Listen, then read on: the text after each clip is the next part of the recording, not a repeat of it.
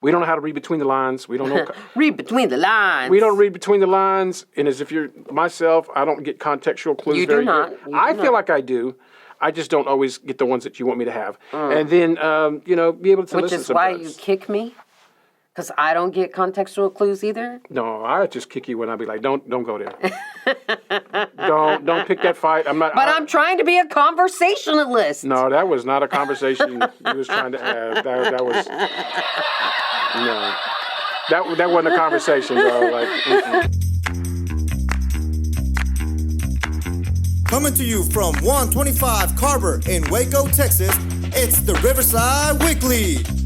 We hope your time with us today is thought-provoking, spiritually challenging, and a life-changing experience.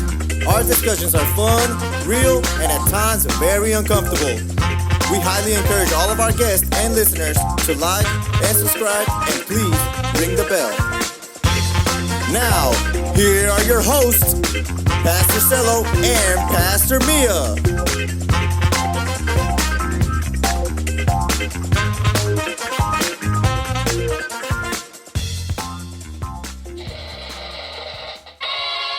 It's Wednesday, everybody. Welcome to the podcast. Good morning. How's everybody doing, man? It's Wednesday. Man, I hope you guys enjoyed our little Patreon exclusive, man. Thank you guys for supporting. Man, we appreciate you guys. All you folks that are listening on iTunes, SoundCloud, Spotify, iHeartRadio. Man, thank you guys all for tuning in, listening to us each week. We sure appreciate you. I don't know where everybody's at, so I don't know where you're listening from. YouTube. Okay. Riverside app. Riverside Waco App. Nice. Riverside Waco App, man. Appreciate you guys. I caught my finger. Okay. Anyway, welcome to the podcast, everyone. It's so weird.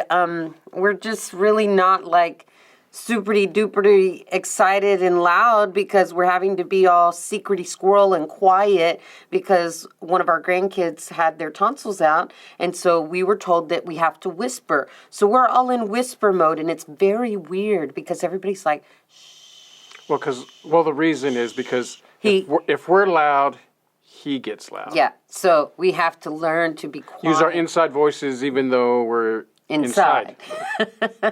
So, saying all that to say that today's podcast is about the Conversationalist.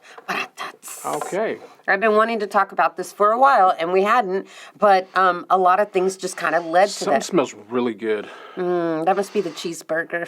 It's a Big Mac, honey. It's a Big Mac from McDonald's. Really good. Well, it smells sweet, though. It's me. Thanks. Thanks. I'm so glad that you like.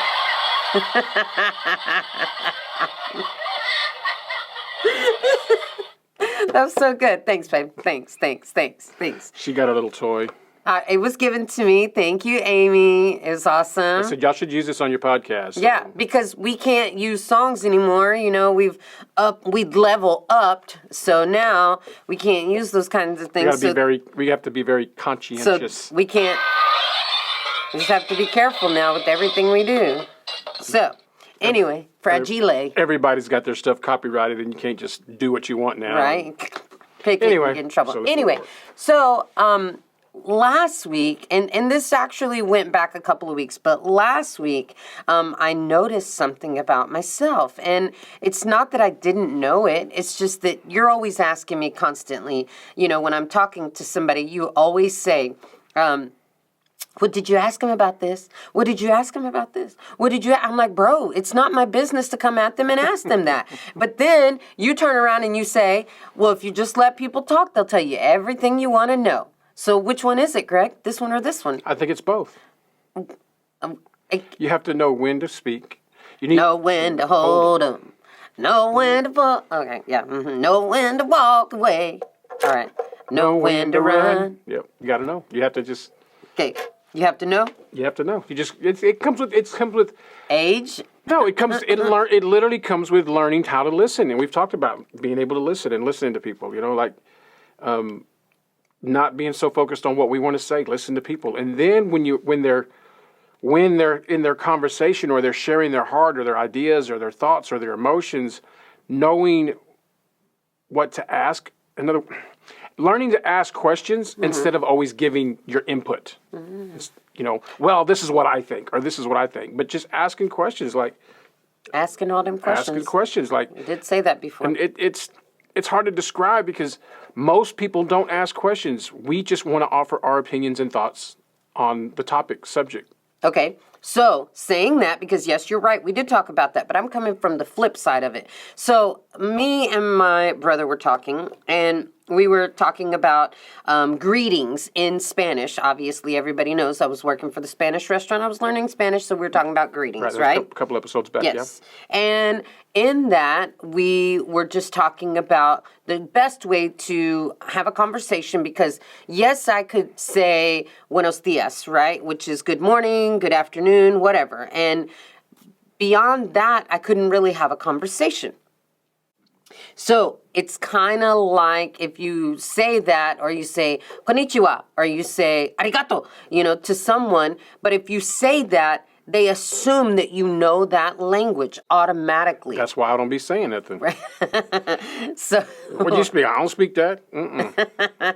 So if you say something like that, it can be misleading, and people think it is misleading. Okay, the people think that you know that, right? Especially because you know a phrase, right? So here is what my brother said. He's going to be so mad at me, but y'all don't tell him so he doesn't go listen to this podcast. He knows. I already told him I was going to talk about him. But he was saying, because he's in the world of business, when he's out there and he's in a hurry, he's going in from store to store to store, right? And he says, I don't have time for meaningless conversation. That's so harsh, right? And he said, sister, that's not what I mean. But what I'm trying to say is, if I don't want the conversation to continue because I need to do something else, I end it with a period. And he says, that somebody will say, hey, how are you doing? He'd say, great, thanks, and takes off. Not, how are you? And I heard another pastor say the other day, they don't want to know how the weather is. You're not the meteorologist or what did he say? The weatherman. Yeah, you're not the weatherman. They can get that from the news and their weather app, and they probably already did. They don't need you to tell them, how are things outside? Or, it's not going to rain today. Or it's looking like it might rain today. That's empty, meaningless conversation is what me and my brother were saying. I agree. Right? So, saying all that. But they're great conversation starters. Okay, yes. keep going. No. And that's true. For introverts, however, and people who are not you. I'm just confused. Introverts go outside and have conversations? No. So what are we talking about again? But when they do, that's what I'm trying to say. See, there it is right there. I knew you'd bring it out, the best in me. That's what I'm trying to say. I'm calling it the conversationalist because I'm not quite the conversationalist at all. And it's not that I don't care about you and not that I don't want to know about your life and all of that. She just ain't got time for that. That's not it. That's not it. It's not. That's not it. I know, I'm just okay. Just messing with that. But in the same hand, sometimes that could be the case, but other times it's because the awkwardness of silence. People don't like silence. You're right. They don't. And so people just talk because they don't like silence. And that's weird too. Okay. know. So how does let me give this other example first, and then I'll ask. Well, let me ask this question, and then I'll give the example, because then I'll forget it, and then we'll have to come back to it, right? Yeah. Okay. So, all right. Don't you like that? That's so cool. Thanks, Amy. I can see this getting on my nerves. All right. So anyway, how does one who is not a conversationalist become a conversationalist without it becoming meaningless conversation? I want to buy things not sold, bought, or bar. You know what I mean? You know me, so you know what I'm trying to say. I think it is. I think it's one more time. That's so. I think it's. That's so good. I think it's a loaded question. It's a very very loaded question because most people. Now you're probably gonna get mad at me. Okay. But most people are so busy with their own personal issues in life that they don't want to have any. They don't want to help with anybody. You know, my kids are all of my children are very very engaged in relationships and having relationships and meaningful relationships. And I'm not talking about romantic relationships. I'm No, talking about just friendships friendships. and work relationships. So they're engaged in that. But at the same time, they understand the way we've taught them the importance of relationships and meaningful relationships. Okay. And there's different levels of meaningful relationships. And I think the reason that a lot of people don't have or don't even understand what a meaningful relationship or friendship looks like is because no one's ever modeled that for them. Right. And so because you don't know what a meaningful relationship looks like, your conversations become meaningless. Okay. And so when you're constantly having meaningless conversations, there's no depth to them. So like going back to what you're talking about asking questions. So like, when someone's telling you how their day was or how this is going on, how that's going, the questions are like, so when they're telling you, man, it was just really bad and I had this day and this happened, I got home and my dog was sick and, I had to wash dishes and all this stuff and had a rough day at work, instead of going, most of us would be like, oh, wow, man, that really sucks. Yeah. That's how we respond, most of us. Or we'll begin to tell them how bad our day was. Yeah. To one-up them. Mm-hmm. But really, to have a meaningful conversation and to engage is to say, well, how did that make you feel? Like, what was it that started your day off? What did it make you feel when you found out your dog was sick? How did you handle that? What was your thought process of moving out of that? How did you solve that, problem solve that? So you're engaging like you're trying to. That sounded like you were genuinely concerned for them. Yeah, because if you're genuinely concerned, so you empathize and sympathize with them at the same time from various perspectives. But it's engaging. But a lot of times we're just, you're just running through or trying to get through. Hi, how you doing? Thanks, I'm doing good. Matter of fact, I went to the automotive store yesterday. Not yesterday, the day before yesterday. Okay. And so I walk in and there's a guy there, and I'm walking in. I'm trying to get what You're on a mission. I'm on a mission, man. I'm coming in and coming out.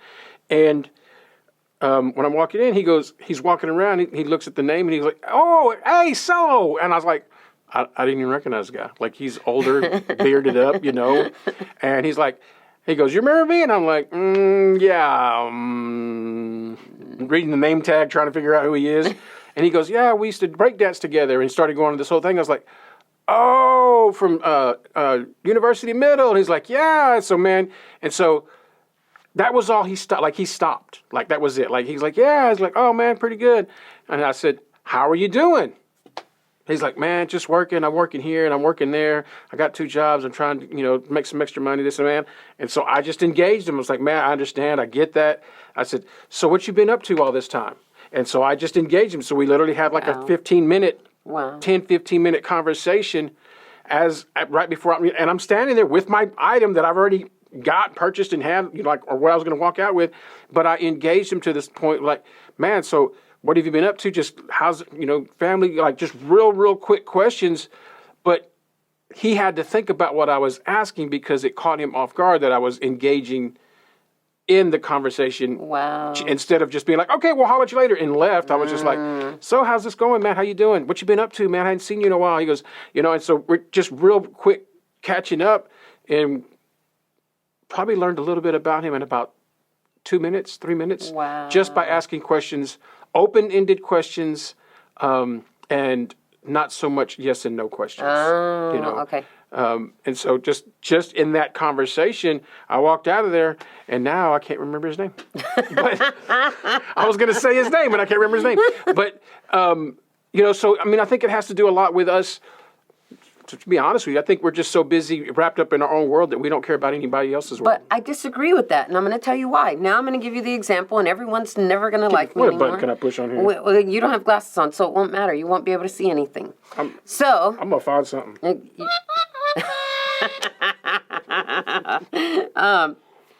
So I was talking to someone, engaging in conversation, and I can't really say that because that was an introvert and I'm an introvert, so 2 introverts together don't make a lively conversation, number 1, okay?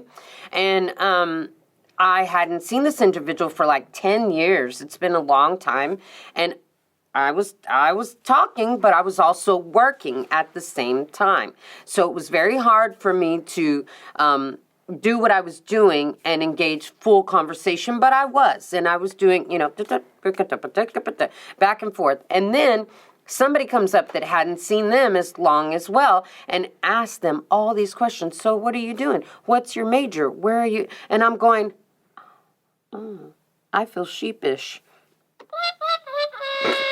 Because I didn't ask all those questions, and I didn't say all those things. And I thought to myself, well, Mia, you are quite the conversationalist, aren't you? You didn't even ask about his entire life and what he's been doing and all of this, and I felt so bad because I didn't ask all of that information. Well, and it wasn't they didn't go long and drawn out with them. They just asked questions that were not yes and no questions, and they asked, and within less than 5 minutes, 10 minutes, they knew what he had been doing for the last 10 years. That's exactly what I'm saying. Again. But you have to take into consideration also, I think has to do with the relationship that you have with that person. I thought about that too. I thought about that too. Because when you engage someone like this guy from the store, I didn't even remember. I can't remember his name now, and I feel bad about that. But I didn't even know who he was initially, right? And so I'm going, wow, okay. So I felt, to me, I'm like, man, he remembered me. So you must have made an impact. I must have made an impact, or I knew something. So, let me engage in him. So I didn't really know him. So I had to, be honest with you, I had to dig a little bit because I was not in that thought process. So I was not in that mode. So I had to dig a little bit and go, okay, man, let me genuinely ask some questions to kind of catch up. And so maybe I can jog my memory at least at one point, but at the same time, engage him and just instead of just brushing him off. So I think it has to do with relationships. So okay, well, I have a deep relationship with this person. Well, that's what I'm saying. So, but not did you just have a different relationship with that person that you talked to, but also the person that came in alongside and walked up and started talking also knew that person, but their relationship was different. Yes. So it's going to look a little bit different. I think, the way I engage relatives is completely different than the way I engage someone that's in ministry or coworker, somebody that's in leadership. So it's a different engage. But I do think that it can be awkward when you're engaging in a conversation and their response is always yes and no, or their answers are really short. And then that's the case. So that's hard. That's the case with that person. Because those, yeah. That's the case. So but I was really judging myself very harshly because I was like, you should. No, you should. That's why. Because you should judge yourself harshly. You should judge yourself hard because if you don't, then you never increase your capacity to be engaging in conversations. You're just like, oh well, they didn't say nothing, and you're putting it all on them. But if you're the one that's wanting to engage in conversations and relationship, then it's really your responsibility to be better at engaging those conversations and being can't think of the word, inquisitive, asking questions from that perspective. But if most of us, we don't even judge ourselves and we just keep going and then we get mad at everybody else is judging us. That's true. So from that perspective, I think it's good that you judge yourself harsh. Like, man, I need to do better at this. You probably do. I did, but it's the same as I say all the time. I say all the time that I'm not a really good friend because I don't call my friends. Oh, you make me mad how you do your friends. Just saying. Well, my relationships are different. I know, and I let you have your relationships. And we've had this conversation before. Yes, we have. And my friends know when we do. They do. When we meet up, they're just like me. Your friends are perfectly good with their relationships aren't they? with you. They're like I'm okay. Like I'm different. I'm hitting folks up and talking, and like I do. That's just how I am. So. Yeah. When my friends see me, it's like we just saw each other yesterday. And they ain't talked to each other in 12 months. But I get that, but I'm different. I'm different in my relationships, and that's not that one way's right or one way's wrong. I think it's more important to understand your relationships in the conversation. Okay. Whether it's from a stranger, somebody that you haven't heard before. Like somebody's going to get mad at us, I know. But so there's this lady that we go to this restaurant, and when we go to this restaurant, this lady is there. She's an elderly woman. She's probably in her late 60s, early 70s. And this woman will walk up to strangers and have a full-blown conversation with you about all sorts of stuff, tell you all kinds of stories. And you're like, bro, I'm having a business meeting, or I'm having a counseling session, or I'm just trying to eat some food with my grandkids and my family. And she'll just interject herself into that whole conversation without introducing herself or asking anything. Like she just going in there. And it's bad because we've encountered her several times, and when we see her, we're like, okay, don't sit over there by her because we're not going to be able to enjoy our meal. And he's not saying that in an ugly way. Yeah, I'm not saying like mean. I'm just saying like... It's not like we are going to say hi, but we are going to say, good, thanks. Yeah, like we have to cut it short because she'll stay there for an hour. Here's the sad part about that. The sad part about it is either she don't have anybody else to talk to.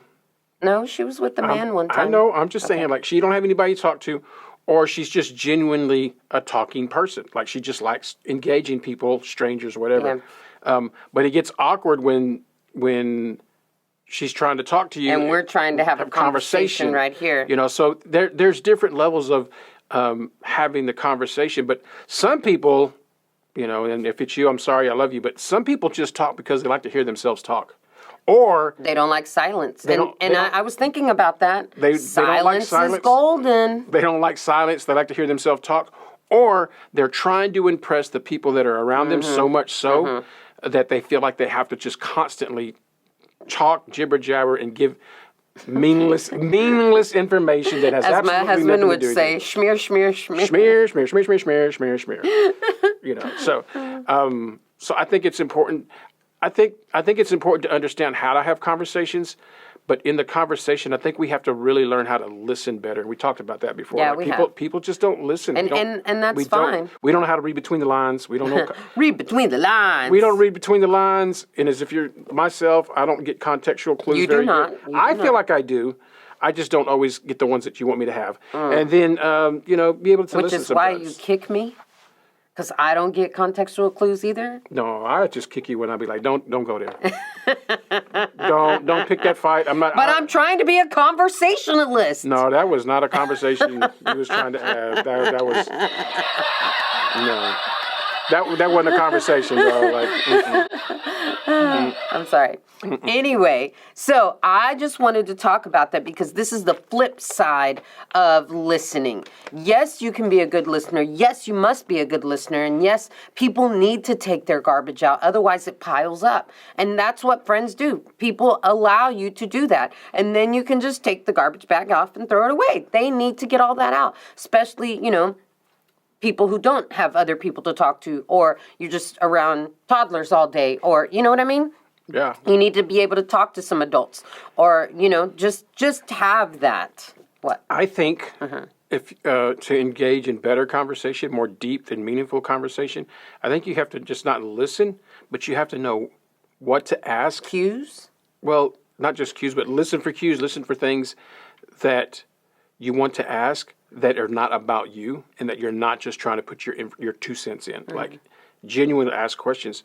The one thing that I've learned about people in 20-something years, or I should say my 40, 50 years of just being alive in ministry and leadership, is that people tend to and enjoy talking about themselves. Yeah. What they don't enjoy talking about, and what they tend not to talk about, are the meaningful things that are in their life. They like to tell you surface things, very, very. Why? Because they're just trying to cut it off. Yeah, because they don't, because people don't. Just we live in a world where if you share something deep with somebody, they either mock you, look at you crazy, or talk about you. I know. I try to tell my family about all the hearts that I see, and they make fun of me all the time. I make fun of you all the time anyway, but it's not because you see hearts. It's because you always see hearts, and you always show me hearts. I'm like, I do. Look, it's a heart on the paint. I'm like, no, it's a drip of paint. Let's move along. No, that was a heart. That was hard. You're right. It was a heart. It was. Yes, it was. Thank you. Now, so saying all that to say that I thank you so much for telling us about the questions and how to have conversations and how to have deep conversations, because I'm learning how to be quite the conversationalist. Obviously, I did some judging and some, what's it called when you do the checklist and you're doing the health checkup. I did a checkup and was just like, Mia, you really need to learn to be a conversationalist. I'm like, yeah, but I don't want to have a conversation. I just want to be quiet, because Go ahead. Go ahead. I was just going to say, because silence is golden. Okay, go ahead. I was just going to say, as we wrap up, a couple things. So some really good questions to ask when you're listening to somebody, and it forces you to think about. Okay. How did that make you feel? In your conversation, when somebody's telling you something, how did that make you feel? Okay. Why do you think that? How did you come to that conclusion? Are you really sure that's how you feel or how you think about that? You just ask those questions right there, and they immediately go deeper.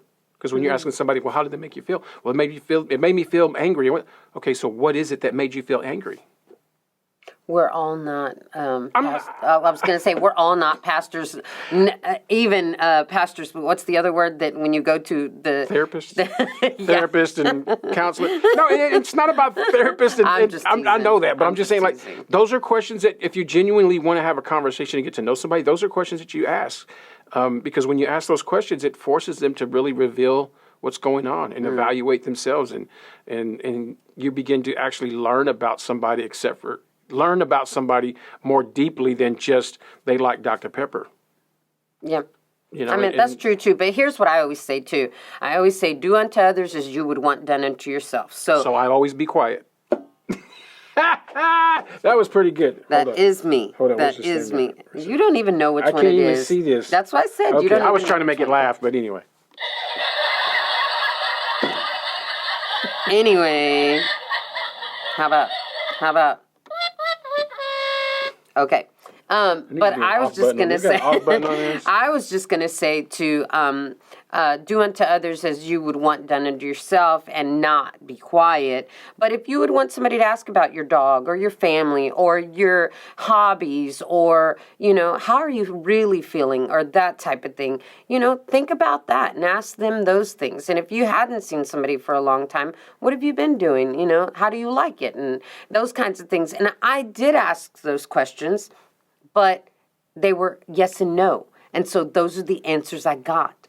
So you answered this entire podcast with don't ask yes or no questions. Exactly. So, but we went and came right back here. Okay. So, good job. Where's the clapping? I don't know where the clapping is. Good job. Good job. Please send us something so we don't have to have this. No, Amy bought it for us. It's awesome. All right. Anyway, thank you guys so much for joining us. Learn how to be the better conversationalist. Don't be like me and just ask yes and no questions. Try to engage in conversation genuinely. It seems like I have to know you. So I want to learn to be a better conversationalist, even with people I don't know.